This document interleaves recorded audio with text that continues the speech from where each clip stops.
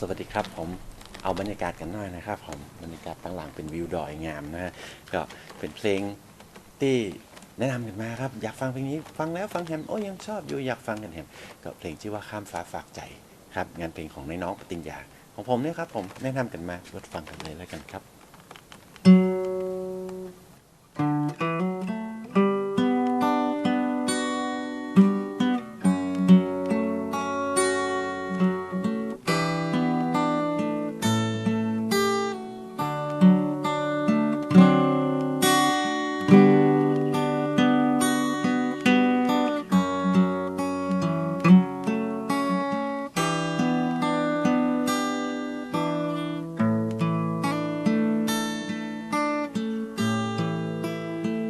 พอดาวบนฟ้า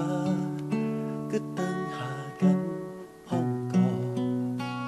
ได้ยินกำขอฝากหักลมฟ้าฝากไปฝากดาวพราวแสงแจ่มแจ้งแฝงความห่วงใยสุขสดใสแห่งใดไกลตา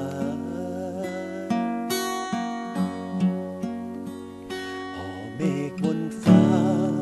หันหน้าหอยยิ้มของเธอจำได้เสมอว่าเธอคือเธอห่วงหาจือจำกำพูฟู่ฝันฝากวันเวลาน้ำตาท่วมหน้าบ่อยากล่ำลาสุดฟ้าลาไกล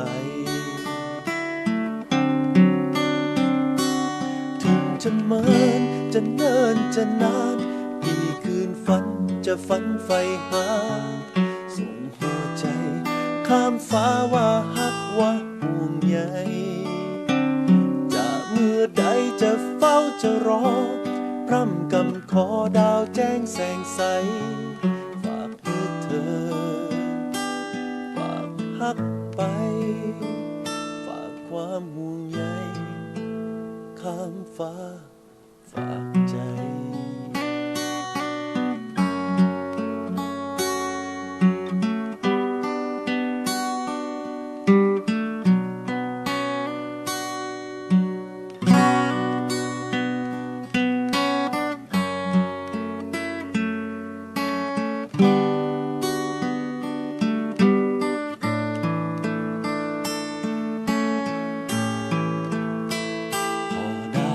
ฟ้าหันหน้าหอยยิ้มของเธอจำได้เสมอว่าเธอคือเธอห่วงหาจำกำปูฟู่ฝันฝากวันเวลา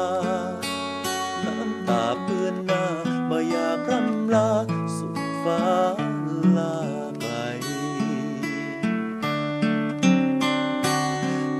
จะเมินจะเนินจะนานกี่คืนฝันจะฝันใฝ่หา